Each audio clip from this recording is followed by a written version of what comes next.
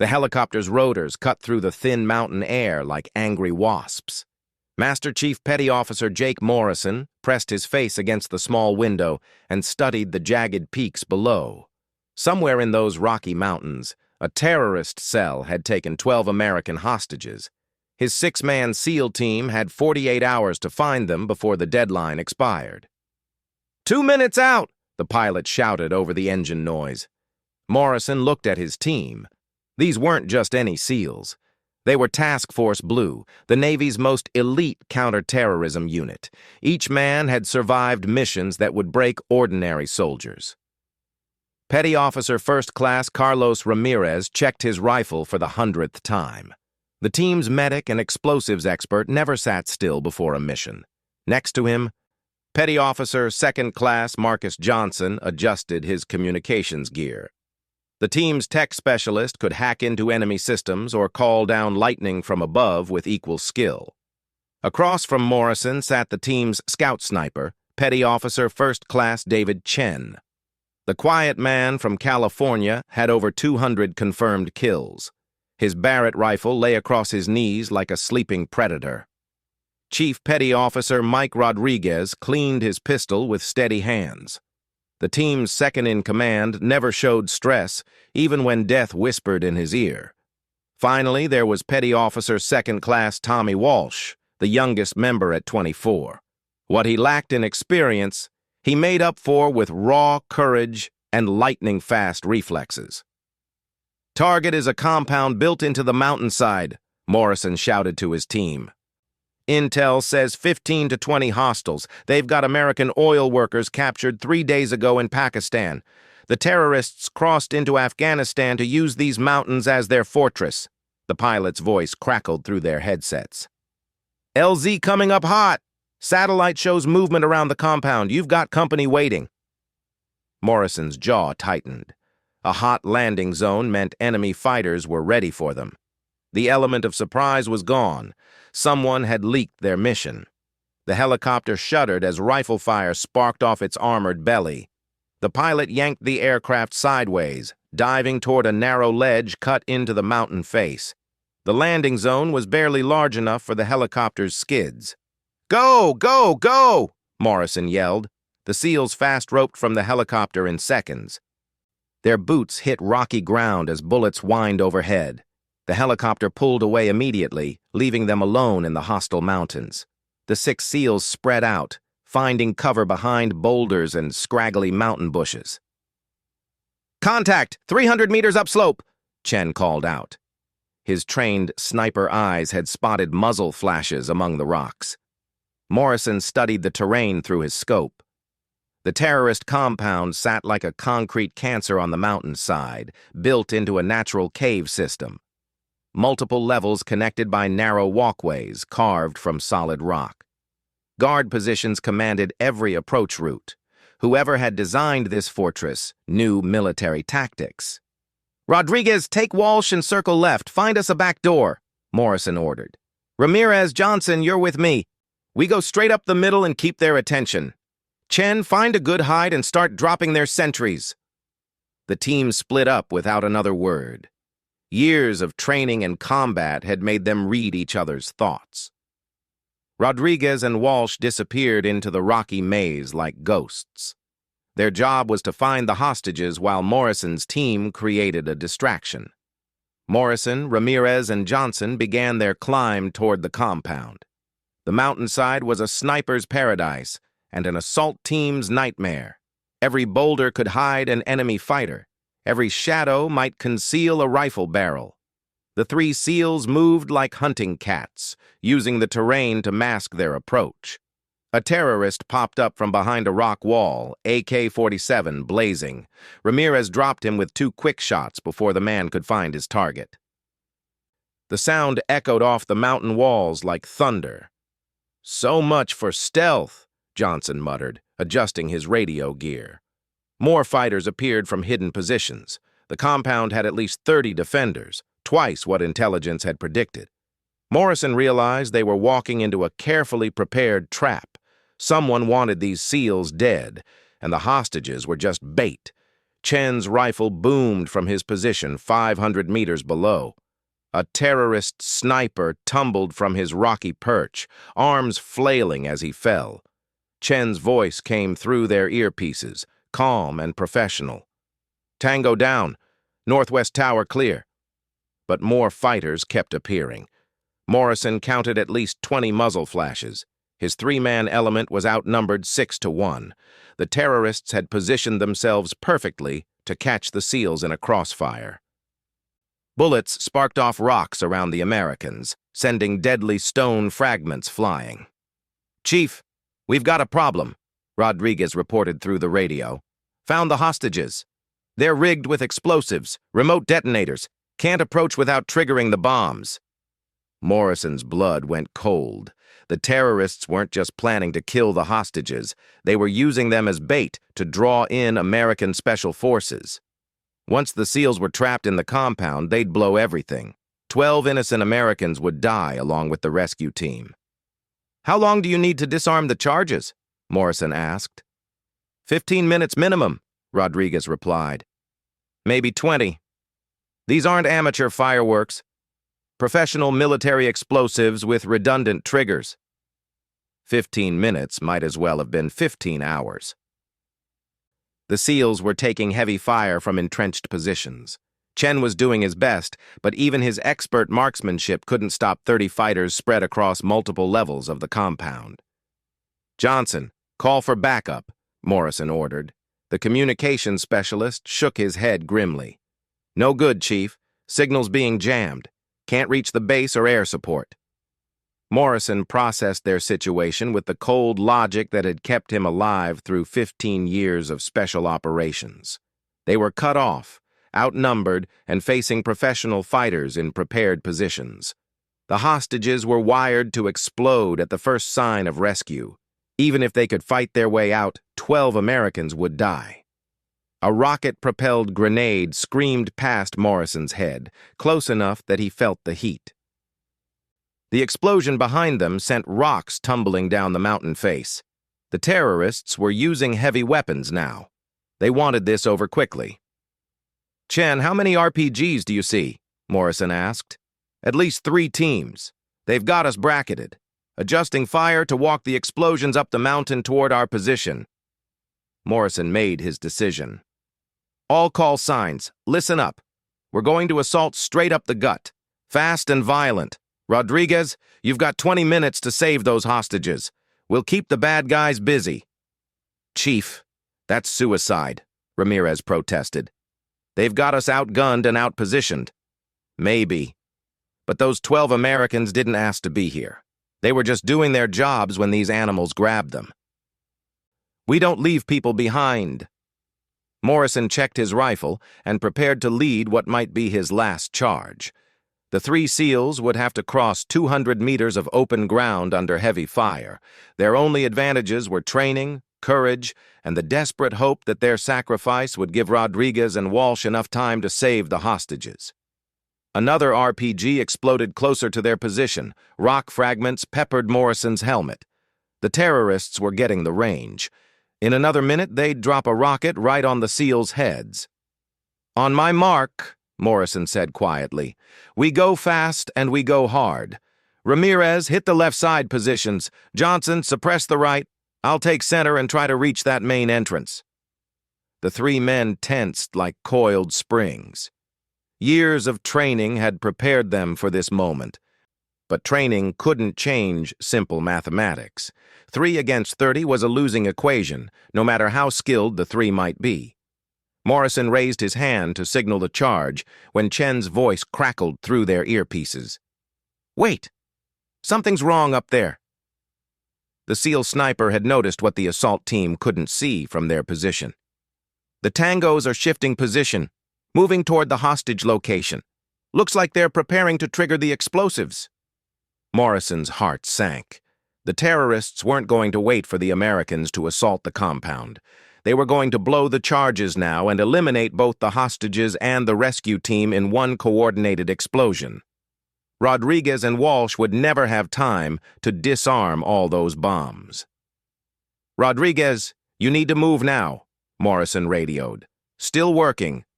Chief, these charges are more complex than anything I've seen. Military grade with anti-tamper devices. If I rush and make a mistake, everyone dies anyway. Morrison watched helplessly as enemy fighters converged on the hostage location. In a few minutes, 12 innocent Americans and 2 of his SEALs would be vaporized. The mission was failing, and there was nothing he could do to stop it. That's when the first terrorist sniper exploded. Not shot, exploded. 1 second, the fighter was aiming his rifle at Rodriguez's position. The next second, his body simply came apart in a red mist. The sound of the shot came a split second later, a deep boom that echoed off every mountain peak. Morrison had heard that sound before, a .50 caliber rifle fired from extreme range. But where was the shooter? He scanned the surrounding peaks with his scope, looking for muzzle flash or movement. Nothing. A second terrorist sniper died the same way, then a third. Each shot was perfect, taking out the most dangerous enemy fighters with surgical precision. The mysterious marksman was shooting from at least a mile away, hitting targets the size of dinner plates with every round. "Chen, is that you?" Morrison asked, knowing it wasn't possible. "Negative, Chief. I'm seeing the same thing you are. Someone else is out there. Someone very, very good."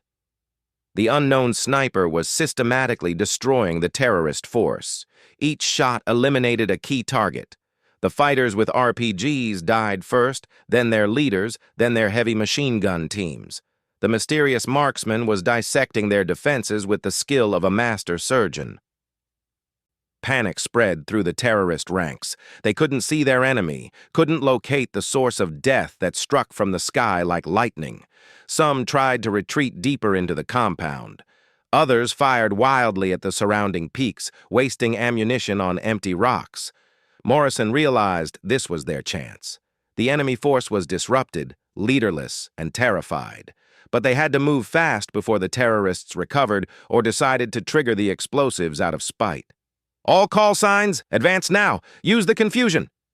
The 3 SEALs broke from cover and began their assault. The unknown sniper continued his deadly work, clearing their path with impossible accuracy. Every time a terrorist tried to engage the advancing Americans, the mysterious marksman's rifle would boom and another enemy would fall. Morrison had never seen anything like it.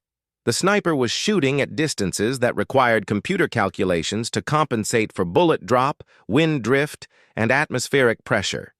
Yet every shot was perfect. It was as if death itself had taken human form and armed itself with a rifle. "Rodriguez, status report," Morrison called as his team reached the compound's outer walls. "Almost done, Chief. 2 more devices to disarm. Whatever's happening out there, keep it up for another 5 minutes. Morrison kicked in a wooden door and found himself face to face with 3 terrorists. Before he could raise his rifle, all 3 men's heads snapped backward simultaneously. The unknown sniper had shot through a window and killed all 3 with one impossible bullet. "Jesus Christ," Johnson whispered. "Who is that guy?" Morrison didn't have time to wonder. They had hostages to save and a mission to complete. But as they fought their way through the compound, he couldn't shake the feeling that they were being protected by something beyond human capability. The mysterious sniper wasn't just accurate, he was supernatural. The rescue operation that should have been a disaster was turning into a textbook success, all because of one man with a rifle who shot like the hand of God himself. Morrison's boots echoed through the stone corridors of the terrorist compound. The ancient caves had been carved by wind and water over thousands of years, then modified by human hands into a fortress. Electric lights strung along the walls cast eerie shadows that danced with every step the SEALs took. The unknown sniper's work continued outside. Every few seconds, Morrison heard the distinctive boom of the massive rifle, followed by the terrified shouts of dying terrorists. Whoever was out there wasn't just picking off targets. They were orchestrating the entire battle, eliminating threats before the SEALs even knew they existed. "Chief, I've got eyes on the hostages," Rodriguez reported through the radio. 12 civilians, all alive but scared. The explosives are more complex than I thought. Each person has a separate device with its own trigger. If I disarm them wrong, the whole room goes up. Morrison and his team reached an intersection where 3 tunnels met. Hand-painted arrows on the walls pointed deeper into the mountain. The terrorists had turned these natural caves into a maze, designed to confuse and trap anyone who entered without a guide. "Johnson, can you track which way Rodriguez went?" Morrison asked. The communications specialist checked his handheld GPS device. "Signal's weak down here, but I'm reading his transponder about 200 meters north, through that left tunnel." As they moved deeper into the compound, Morrison noticed something strange. The stone walls showed recent tool marks. Someone had been expanding these caves, creating new rooms and passages. This wasn't just a hideout. The terrorists had been planning something big, and the American hostages were only part of it. Ramirez pointed to fresh concrete patches on the ceiling. "They've been reinforcing the structure, installing new support beams. This place was designed to survive a bombing." Morrison studied the modifications with growing unease. The terrorists hadn't just grabbed 12 random Americans. They had specifically targeted oil company engineers and geologists, people with knowledge about pipeline routes and drilling operations. The kidnappers wanted information, not just ransom money. Chen's voice crackled through their earpieces from his position outside. "Chief, I've got movement on the access road. Convoy of vehicles approaching fast, at least 6 trucks loaded with fighters." Morrison felt ice form in his stomach. They were about to be trapped inside the mountain with reinforcements cutting off their escape route. The helicopter wouldn't return for another hour, assuming it could land safely with enemy vehicles controlling the area. "How long until they reach the compound?" Morrison asked. 8 minutes, maybe 10 if they're careful on the mountain roads." The mysterious sniper's rifle boomed again, and Chen reported another impossible shot. "Unknown shooter just took out the lead truck's driver from over a mile away. Vehicle went off the road, but the others are still coming." Morrison made quick calculations. Rodriguez needed more time to disarm the explosives. The reinforcements would arrive before they could evacuate the hostages. And somewhere in these tunnels, surviving terrorists might be regrouping for a last stand. "Johnson, try to raise our backup on the radio. Tell them we need immediate air support."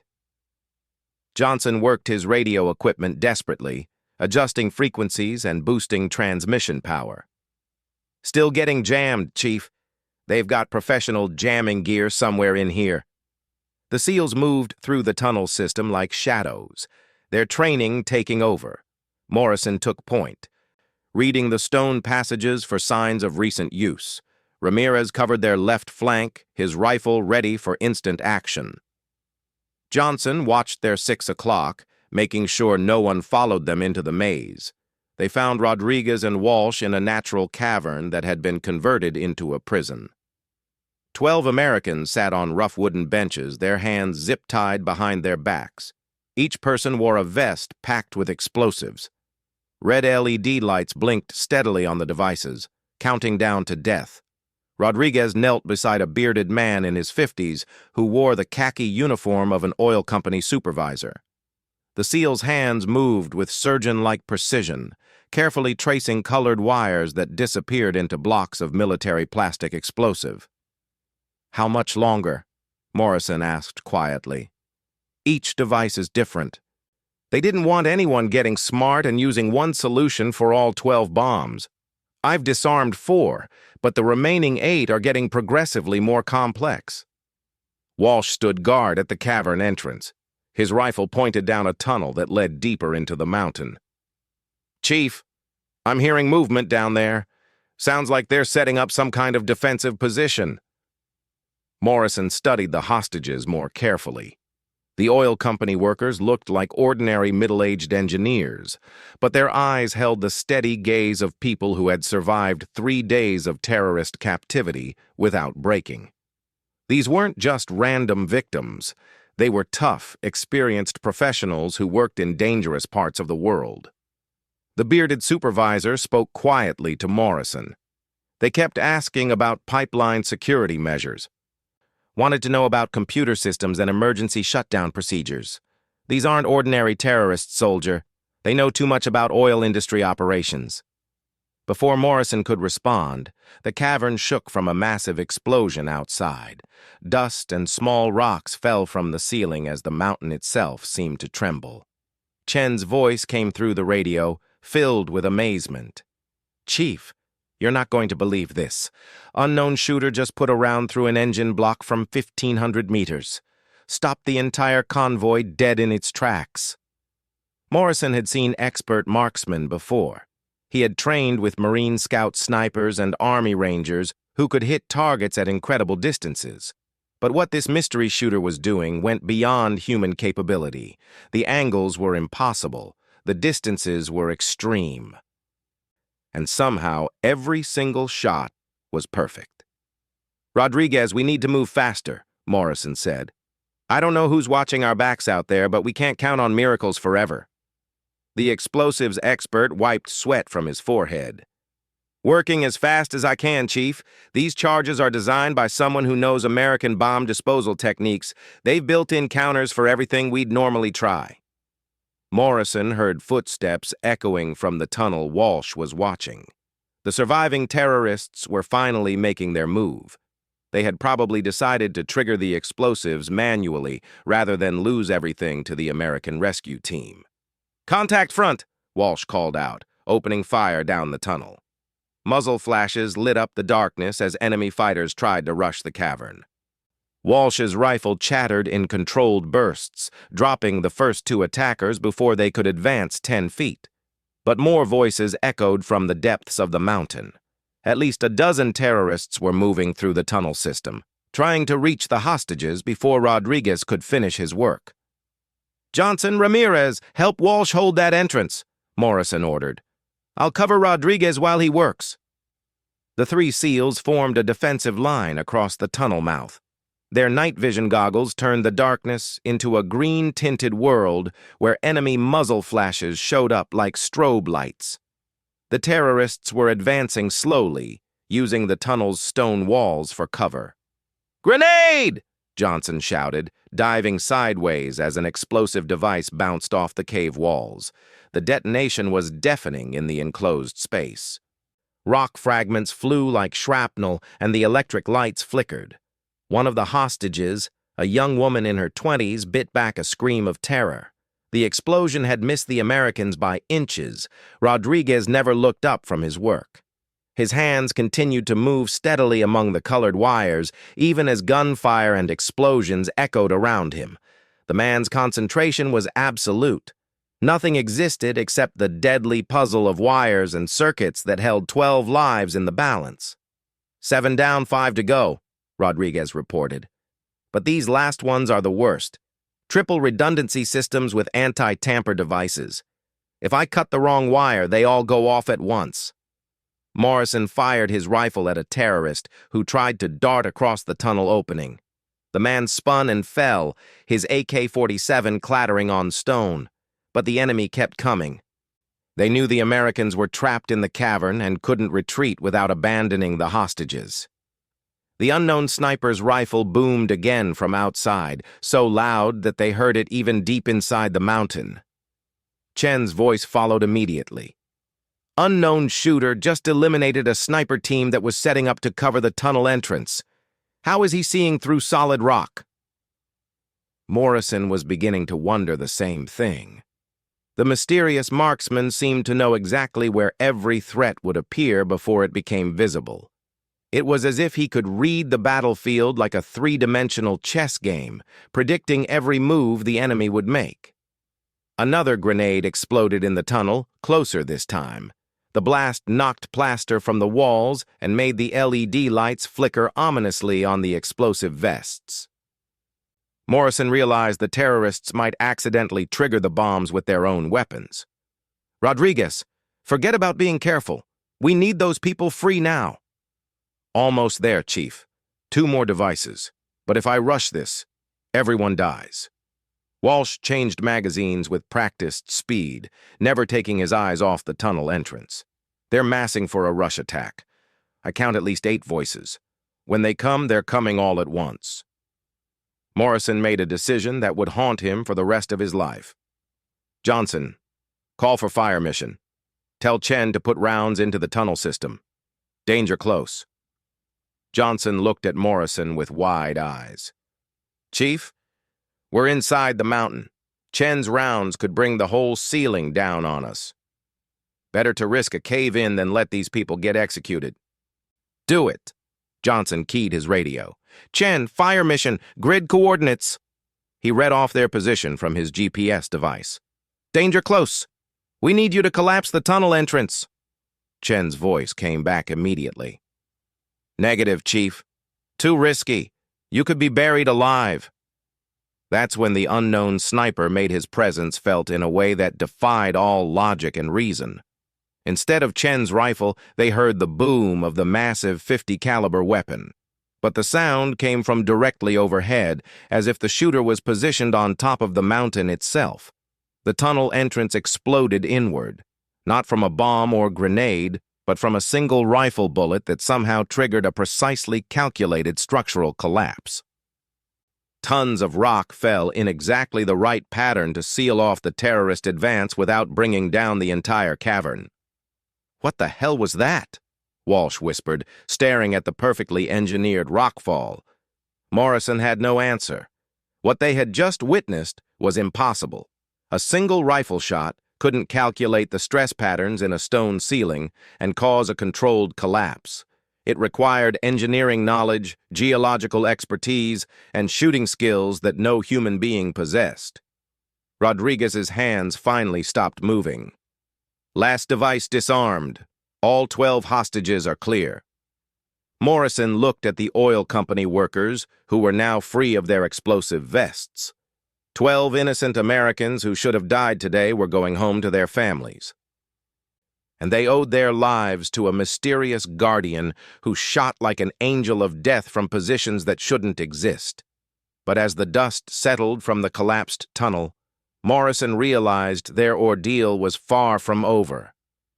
They were trapped inside a mountain with no way out, enemy reinforcements controlling the access roads, and their helicopter not due to return for 45 minutes.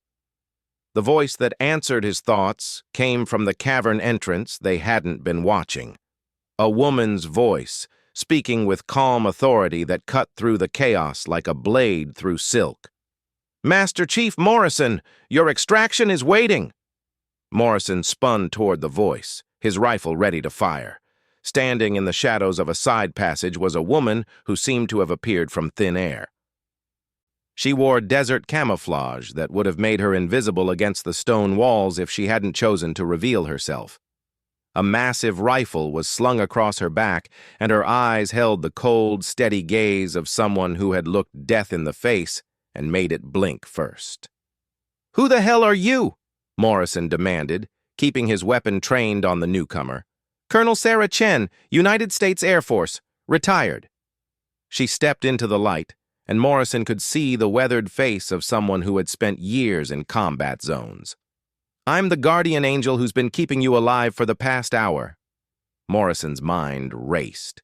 Chen was an Asian surname, but this woman looked nothing like his team's sniper. She was tall, with sun-bleached brown hair and the kind of tan that came from years in desert environments. More importantly, she moved with the fluid confidence of someone who had mastered violence as a craft. "Air Force doesn't have snipers like that," Walsh said. His rifle still pointed at the tunnel entrance they couldn't use anymore. Colonel Chen smiled without humor.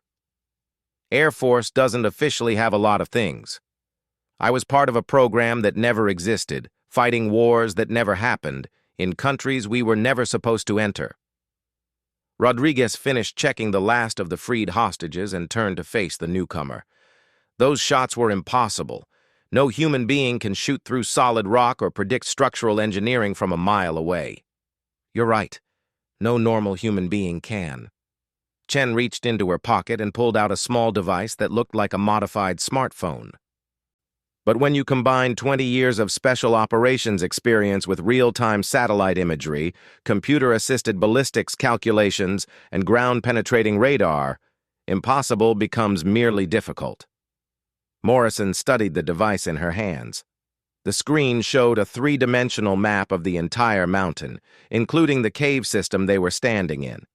Red dots marked the location of every person in the tunnels, both friendly and hostile. Blue lines showed optimal shooting angles from various positions around the compound. Military technology that's about 10 years ahead of anything the regular forces have access to, Chen explained. I can see through walls, calculate bullet trajectories in real time, and predict enemy movement patterns based on their body language and positioning. The rifle does the rest. Johnson lowered his weapon slightly. You're saying you're some kind of super soldier? I'm saying I'm the result of what happens when the military decides that one perfect sniper is worth more than a whole company of regular troops. They spent 15 years and about $50 million turning me into a weapon that could operate independently in any environment against any enemy. Morrison wanted to ask a dozen questions, but the mission wasn't over yet. How do we get out of here? The tunnel's blocked, enemy reinforcements control the roads, and our helicopter won't be back for 30 minutes. Chen gestured toward the passage she had emerged from. There's a natural cave system that connects to the valley on the other side of the mountain. The terrorists never found it because it requires rappelling equipment and technical climbing skills. Lucky for you, I came prepared. She led them into a narrow passage that angled downward into the heart of the mountain. The hostages followed nervously, still shaky from their ordeal, but trusting the armed Americans who had saved their lives. Morrison brought up the rear, his mind still trying to process what he had witnessed. Colonel, those shots you made were beyond anything I've seen in 15 years of special operations, Morrison said quietly. Chen paused at a junction where two passages met. The program was called Project Longshot. Take the best snipers from all services, enhance them with technology, and create individuals capable of precision engagement at distances measured in miles, not meters. We could eliminate targets that regular forces couldn't even locate. How many of you were there? Started with 12 candidates, only 3 graduated. Of those, I'm the only one still alive. They reached a natural chamber where sunlight filtered down through a vertical shaft in the mountain. Chen had already anchored climbing ropes to solid rock formations. The shaft led straight up through 200 feet of stone to an opening on the mountain's backside. Ladies first, Chen said to the female hostages. Don't worry about the climb. The ropes are fixed, and I'll be right behind you. Morrison watched in amazement as the Air Force colonel helped each civilian clip into a climbing harness and explained the basic techniques for ascending a fixed rope. She moved with the patience of an experienced instructor, making sure everyone understood the safety procedures. Where did you learn to do all this? One of the male hostages asked. 23 years in special operations, started as a pararescue specialist, then moved to long-range reconnaissance, and finally to a program that officially never existed. Spent most of my career in places the American people never heard of, fighting enemies who thought they were safe from retaliation. As they climbed toward daylight, Chen continued her story. Project Longshot was shut down 3 years ago. Too expensive, too politically sensitive. The brass decided that drone strikes were cheaper than maintaining human assets with my level of training and equipment. Morrison hauled himself up the rope, muscles burning from the vertical climb. So what are you doing here? Retirement got boring. When I heard about American hostages being taken in this region, I decided to take a vacation in Afghanistan. Amazing how many old contacts you can call in when you've saved enough lives over the years. They emerged from the cave into brilliant sunlight. The other side of the mountain was a gentle slope covered with sparse vegetation. In the distance, Morrison could see a helicopter sitting on a flat area that might once have been a village.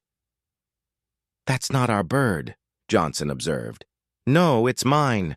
Borrowed it from some friends who owe me favors. The pilot is a former Night Stalker who flew special operations missions in Iraq. He'll get your hostages to safety. Morrison studied the helicopter through his binoculars. It was a civilian model, but modifications suggested it had been used for military purposes. Extra fuel tanks, defensive armor plating, and hard points where weapons could be mounted. "Colonel, I need to ask you something," Morrison said as they walked toward the aircraft. "Those structural calculations you made to collapse the tunnel, how did you know the ceiling would fall in exactly the right pattern?" Chen stopped walking and turned to face the SEAL team leader. "Master Chief, I've spent the last 3 years studying this mountain and the cave systems inside it. When intelligence reports suggested terrorists were building a fortress here, I made it my business to learn every inch of these peaks. I knew which rocks were load-bearing and which were decorative. I knew where to place a shot to create a controlled collapse. You've been watching this place for 3 years? The terrorist cell that took your hostages has been operating in this region for 18 months. They've kidnapped 43 people from 7 different countries. The local governments can't stop them. The international community won't authorize military action. So someone like me has to step in and solve problems the official way can't handle." Rodriguez looked back at the mountain where they had almost died. "You've been hunting them." "Hunting, studying, learning their patterns, waiting for the right opportunity to shut them down permanently. Your mission gave me the chance to eliminate the entire organization in one operation." Morrison realized the implications of what she was saying. "You used us as bait. I used you as an excuse. The moment American Special Operations Forces engaged the terrorist cell, I had legal justification to provide support. Every shot I took was in defense of United States military personnel conducting a lawful rescue operation." The helicopter's rotors were already turning as they approached. The pilot, a weathered man in his 40s wearing civilian clothes, gave Chen a thumbs-up signal. Morrison could see the professional confidence that marked former Special Operations personnel. "Colonel, what happens now?" Morrison asked as they helped the hostages board the aircraft. "Your people go home safely. The terrorist cell is eliminated. The local population doesn't have to fear kidnapping anymore. I disappear back into retirement until the next time someone needs problems solved, quietly." Morrison watched Chen check her equipment one final time. The massive rifle was broken down into components that fit into a specially designed backpack. The computer device disappeared into a pouch designed to protect it from impact. In 5 minutes, she would be gone as if she had never existed. "The bearded hostage, the oil company supervisor," Morrison said. "He mentioned they were asking about pipeline security. This wasn't just about ransom money." Chen nodded grimly. The terrorist group was funded by interests that wanted to disrupt Central Asian energy supplies. They needed detailed information about American pipeline operations to plan coordinated attacks. Your hostages would have been tortured for information, then killed to send a message. Who was funding them? That's classified above your pay grade, Master Chief. Let's just say some nations prefer to use proxies rather than direct military action to achieve their goals. The helicopter was fully loaded now, with all 12 hostages safely strapped into seats. Morrison's team climbed aboard, their mission complete. As the aircraft lifted off, Morrison looked down at Chen standing alone on the mountain slope. "Wait," Morrison called to the pilot. "We can't leave her here." "She has her own transportation," the pilot replied, pointing to the far side of the landing zone. Morrison saw a motorcycle parked behind a cluster of rocks, military green, built for rough terrain, with oversized fuel tanks for long-range travel. Colonel Sarah Chen would disappear into the mountains and become a legend that other Special Operations personnel would talk about in quiet bars around the world. As the helicopter climbed toward cruising altitude, Johnson tried to radio their base. The communications jamming was gone, and his equipment crackled to life immediately. He spoke briefly with their commanding officer, providing a status report that would become part of classified files. Sir, all hostages recovered safely. Terrorist threat eliminated. Mission accomplished. Morrison knew the official reports would never mention Colonel Chen or her impossible shots. Project Longshot would remain a ghost program that never existed. But somewhere in the classified archives, someone would note that American hostages had been rescued from an impossible situation by forces unknown. The bearded oil company supervisor moved carefully through the helicopter cabin until he could speak privately with Morrison. "Soldier, I want you to know something. That woman saved more than just our lives. The information they were trying to extract from us could have compromised energy security for half the world. Pipelines, refineries, transportation networks. They would have caused billions of dollars in damage and left millions of people without power." Morrison nodded. She knew that. "I think that's why she was really here. Men like you and women like her are the reason ordinary people can live normal lives.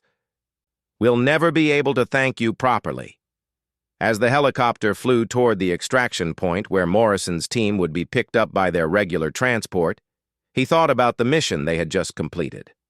On paper, it was a successful hostage rescue. In reality, it was something much more complex. They had been pawns in a larger game, used by a ghost warrior to eliminate a terrorist cell that threatened international security. Colonel Chen had orchestrated the entire operation, using the SEAL team as her cover, while she systematically destroyed an enemy that conventional forces couldn't touch. Morrison realized he would probably never see her again. Colonel Sarah Chen would return to whatever shadow world she inhabited, waiting for the next crisis that required her unique skills. But somewhere in the mountains of Afghanistan, terrorists and their sponsors had learned a hard lesson about threatening American citizens. There were guardians watching from the high places, angels of death who shot with divine precision and vanished like smoke when their work was done. And for the enemies of innocent people, that knowledge would be more terrifying than any army. Chen's voice came through Morrison's earpiece one final time, transmitted on a frequency that shouldn't have been able to reach their helicopter. "Fair winds and following seas, Master Chief. Stay safe out there." Then silence. The angel of death had returned to the shadows, leaving behind only the memory of impossible shots and the knowledge that some warriors never truly retire from the fight.